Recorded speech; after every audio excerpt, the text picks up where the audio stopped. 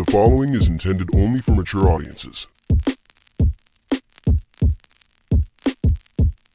Open your ears and lube up your butthole. It's time for the What Do We Call It podcast. Now, here's your host. It's Jmann. Welcome to the What Do We Call It podcast. I'm Jmann. This is Steiny. He seems like a nice guy. I got a phone call from my mom. This is one of those bad news phone calls where I'm like, hello. She's like, I just called to tell you. I wanted you to know. It's never going to be like, we bought a cake and there's so much extra cake, come over and eat cake. Right. It's, we want a puppy. Your dad doesn't want a pet. We'd like to give you a puppy. Nope. It's not, I'm dying. I have a few months, but you're going to get a bunch of money. Yeah. It's none of that. Aw, bitch. Last time she called me like that, it was to tell me that my cousin was going to die and she was on hospice from the brain cancer. I thought the last time she called you and said this was when your dad had an issue. Well, that's what this is pertaining to, is my dad's issue now. Oh, okay. So she tells me that my dad's in the ER. Yeah. Why? Well, because he was laying in bed and he started having some chest tightness and trouble breathing.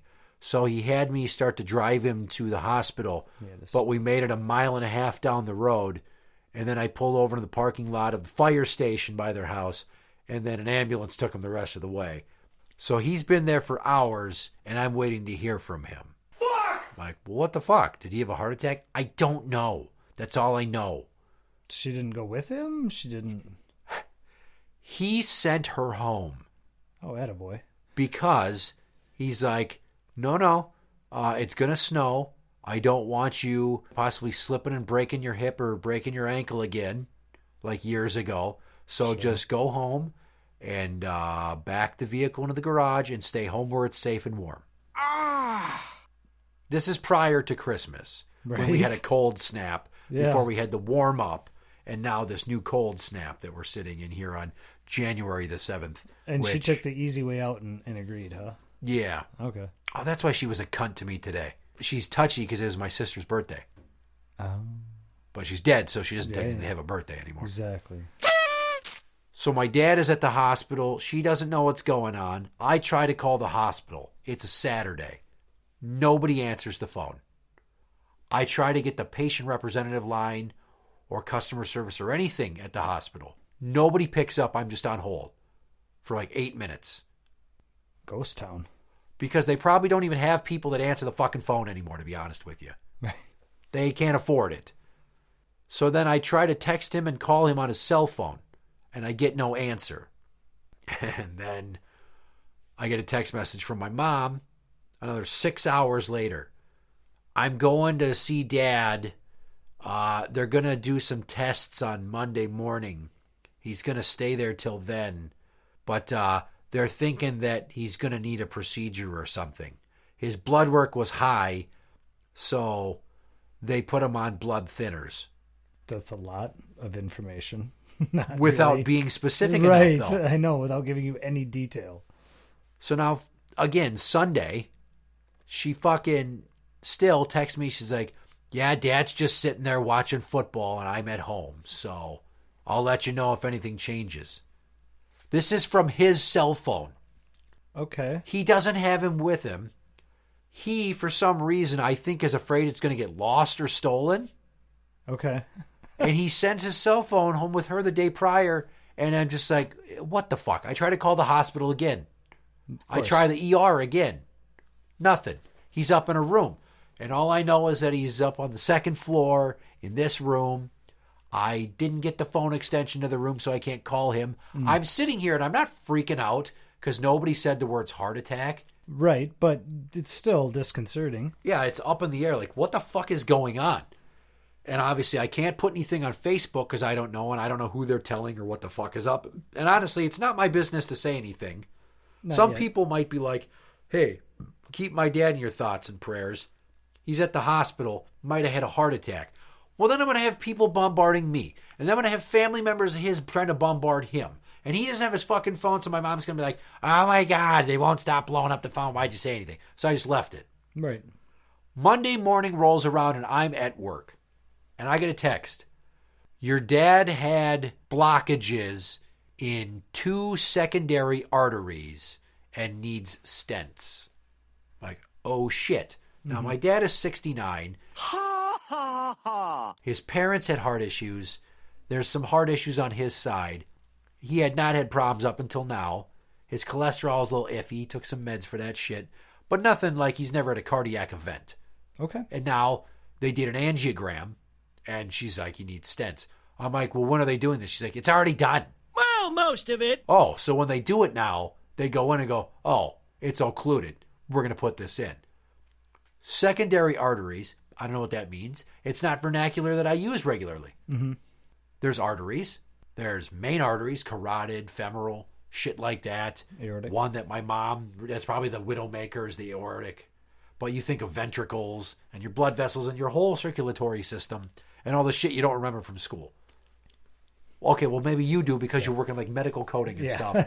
Yeah. Yeah. Not everybody has that familiarity with all of this shit on the day-to-day like you do. Right. And that's very unique. I worked a lot of medical imaging where we would see stent positioning. In fact, one of the programs we had was stent planning. Yeah. It was technically planning on where to put the stent in, say, after reviewing an angiogram, things like that. So it's very interesting, the work I've had to do, and it's interesting that it coincides with what your dad was having to have done. So now she's told me 85% blockages in 2 secondary arteries and 2 stents. And I'm like, this is not enough information. What arteries? Secondary arteries. I'm like, what artery? Can you name for me? Is it femoral? Is it fucking this? Is it that? She's like, it's none of those. They're secondary. And this is all via text, mind you. Right. I'm like, well, what's the long-term prognosis here? So she takes my concerns and she shows them to the cardiologist, who apparently laughed when he read, what's the long-term prognosis? Now, wanting to know if we have more things to worry about based upon current lifestyle choices and habits Sure. is not outside the wheelhouse of an educated person wanting to know, how could this go? Right. I could see him laughing at the femoral artery thing because that's an artery in your leg, okay? But as far as a long-term prognosis, that shouldn't be a question that a doctor would laugh at. Well, That's but a normal question. with the 85% blockage, I'm thinking like in his fucking ventricles. Sure. It's normally when you hear that, or arterial blockages, some up in like your shoulder. Like The beast's mom has 6 or 7 stents. Oof. Yes, exactly. Now, obviously with the femoral, something could jostle. Maybe there's a blood clot. It's starting to back up, and the blood pressure starts to build. I mean, I'm not a doctor, obviously, but I have a rudimentary enough knowledge of knowing names of arteries, and I'm throwing them out there to her, like, could you be more fucking specific? And she couldn't. Right. So she's taunting me with this knowledge that she technically doesn't have, like I'm a dumb kid. And it's like, this is why I should be there with him, and you should be on your fat fucking ass at home working on your couch dent. Because one of us has a college education and can delve a little bit deeper into some things that I can break down for the old man, Right. rather than just, oh, I'm a 75-year-old Catholic guilt-wielding baby boomer bitch, and I'm just going to take all this and use it to constantly fucking yell at my husband, like, you can't eat that. You shouldn't do that. You need to settle down. Like, she's going to treat him like he's a fucking Fabergé egg, is what I told my daughters. I'm like, she's going to use this now to constantly be like, don't make your dad excited, his heart. Like he's, got a bad ticker and he's got congestive heart failure. He fucking doesn't. Right. She said, when I finally got her on the fucking phone, after days of lacking specificity, well, there's your heart, and then there's arteries, and there's arteries off those arteries. Those are the secondary ones. And 2 of them, he had 85% blockages. Now, the Widowmaker one was fine, and all the other carotid major ones were fine. Otherwise, they said Dad's got, like, rock star circulation. I'm like, you might be paraphrasing a bit too liberally there, but yeah. So all I wanted to know is, does he have a blockage that's going to continue to worsen as his arteries may harden with old age? And is this diet? Is this he adds a little bit more exercise and we can reverse some stuff? But most importantly, hey, I bet you didn't tell the doctor that you are constantly up his ass and that his life is nonstop stress and that he could fall asleep like that, and it's concerning. And that basically you have broken this man down to the point where he ate his feelings for decades, and you are killing him. You are. Wouldn't the doctor look at her and also see that maybe food was a problem in the household? Possibly. I can see why you would think that, being that she's built like a fucking Grimace costume. Right? Yeah. I'd imagine there's a lot of feelings being ate there. But Yeah. So he finally gets home and he's resting, right? And he's a little bit woozy from the meds. Get this. They take his previous cholesterol med and they change it and quadruple the dosage. Okay. I'm going to say that again. They quadrupled the dosage. Yeah. Holy shit. That sounds like ungodly to me. Yeah, I guess I don't know the efficacy of the drug. Some might need a natural more amount. This other drug might need more, like a higher milligram dosage to achieve the same results. So therefore, that's why they do it. Yeah, that does seem a little scary. But he did just have 2 stents put in, so. Yeah, and then the blood thinners, and I forget which one they put him on. Warfarin, I've heard of that one. Heparin, yep. And he comes home now, and he's really tired, but he's woozy. And I guess he was laying in bed at one point, second or third night afterwards. He's still coming down off of that shit. And he kind of can't get out of bed, and he thinks he needs to go to the bathroom. And before he can figure it out, he shits the bed. Oh, goddamn. He shit his pants, and I don't know if it went up his back or out the sides of his fucking tighty whities, but he shit the bed. No, laughter's the appropriate response. All poop is funny. Yeah, even accidental poops. Right, but just the cleaning that has to go on. Oh. So my mom had to clean him up, clean the bedding up, and then they go back to sleep. And I'm just like, ha ha ha ha, ha ha ha, ha ha ha ha.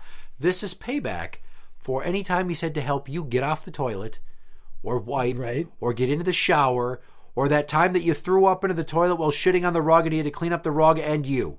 God damn. Payback is a bitch, and he played the long game. Right. Well, there might be a few more opportunities. Yeah, and I hate to fucking make fun of my dad when he's vulnerable, but he shit himself, and that's funny to me. Because I just picture my dad, who's 6'2" and like 260. And he's laying there like a toddler who can't roll out of his onesie, and then he shits up his back like a teething child. Yeah. And then my mom like, oh my God, Roger, what did you do? Or maybe she is, very sympathetic. But I think we both assume that's not the case. That she's kind of gentle. Like, it's okay. It's fine. It's no, even if she would have been like, it's okay, at some point I would have been like, oh my God. You know what I mean? She would have gotten whiff of it and just been like, eh. I can't for the life of me picture her not being cunty about it. Maybe making some jokes and he laughs too. But this had to be very humbling for him. Because I don't know the last time my dad shit his pants or the bed especially. I remember a time we were eating fucking macaroni and cheese when I was a kid. And he tells me about a guy that called in sick to work when my dad was the boss. And he's like, Roger, I can't come into work. I'm sick. He's like, oh, okay. He's like, I shit the bed. Like, the guy didn't need to throw that out there, but he did. And my dad repeated, like, I shit the bed. And when he told me, I almost choked to death on Kraft macaroni and cheese because that was one of the funniest fucking things my dad ever said in front of me. And it wasn't even something that happened to him per se, but it was so goddamn funny. I was heave laughing and gasping for air while trying to not accidentally send delicious Kraft macaroni and cheese down my wrong fucking pipe so that it's in my lungs and then I get an infection. You have to be careful when you tell people really hilarious things that involve poop when they're eating or drinking because they're either going to choke or you're going to have a spit take on your hands. Yeah. You just never know how it's going to go. So like I figured that she would do now, the kids were over there. We finally did Christmas at their house the other day. The flu ravaged my household over Christmas. Yeah, we got it just before Christmas. I peed out of my butt. Ooh. And then my daughter threw up a bunch, my 11-year-old. My 14-year-old somehow didn't get it. It started with the boy. So my son threw up in his mom's bed twice. And then his mom felt a little lousy, but his sister got it. My 7 and 5-year-old are here on Christmas, and she's just laying down. I have to open her presents for her. Oh, my, that's bad. Yeah. And then, 2 days later, I wake up at 2:45 in the morning. I'm like, why is my body ache? Did I eat too much sugar? What the fuck? And next thing you know, I feel pukey and I have to stay home from work. And then all weekend, straight bile is coming out of my ass. Right. Just puking out the butthole. Yeah. Yeah. Yeah, and I'm like, I don't even know when I ate tomatoes last, but that's what that looks like. It's gross. So we're over at my parents' house for Christmas. The kids are getting a little rambunctious. My son's 5. He's running around. My son. She's like, you got to settle him down. Your dad can't handle this, his heart. I'm like, oh my fucking God. Everything is going to be his heart this, his heart that. He didn't have a for sure heart attack, and he's not on death's doorstep or about to have a triple bypass. Could we exercise a bit of fucking proportionality with this? There's nuance to be like, hey, calm the kids down. But Dad, you need to calm him down. Like, if my dad gets too excited, he's going to die. Right. My dad's heart is apparently now the bus in speed. But instead of going too slow and it explodes, if it goes too fast, he just keels over in her eyes. And then she's all by herself, but she can totally handle it, even though she can't hear for shit anymore. And then my life becomes hell. What is she going to do? Blame the kids too if Grandpa does have an incident? Who fucking Oh, knows? boy. I wouldn't put it above her and be like, you made Grandpa too excited, now he's going to the hospital and he might die because of you. That's the grandparent equivalent to, we're getting divorced and it's your fault. Pretty much. Fucking Jesus, Linda. Right. You just killed Grandpa. So now with all that genetic crap in the family, my mom's like, I'm just worried about you and all you're going through. And I'm like, I don't eat terrible. I don't eat great. I eat pretty good. But I work out every goddamn day, and I have a job that includes a lot of physicality, and I'm constantly moving, and I don't get chest pains, and I'm never winded, really. So why don't you slow your fucking roll? Because I'm not, like, technically overweight. I've always been on the borderline of like the BMI index. Like I'm just on that hair over. Yeah. Right. But I always, same type of thing. I worked for a living, like never worried about it. And even when I stopped doing the physical job, I don't eat that shitty to where I've gained 30, 40 pounds. Right. I've gained like 5 to 10 pounds from when I used to do a physical job, which to me is not too bad. So there's a certain level of taking care of yourself, but also, yeah, I can't imagine your dad's situation where he's probably been eating himself into this condition. If it was that bad that it was slowly like sugar and fatty foods, I feel like it would have been a lot more severe and more than just like 2 stents in secondary arteries. Okay. Like he would have had a grabber and possibly, like his brother-in-law and both of my cousins, all died from widowmakers. Jesus. Yeah. That's scary. Yeah. Or, my dad's mom had congestive heart failure, and then his dad had congestive heart failure. But she died when I was 6, and my grandfather died when I was like 24. Okay. Either way. So now she's like, your dad's heart, and I'm worried about you. It's like, do you ever just like think to let there be some awkward silences where you don't try to fill every one of them with unnecessary, overbearing bullshit? Because you're not nurturing and you're not good at being a mom. You're fucking not. You're good at being a boss bitch, but nobody needs that. Especially not when your kids are grown, right? Ugh.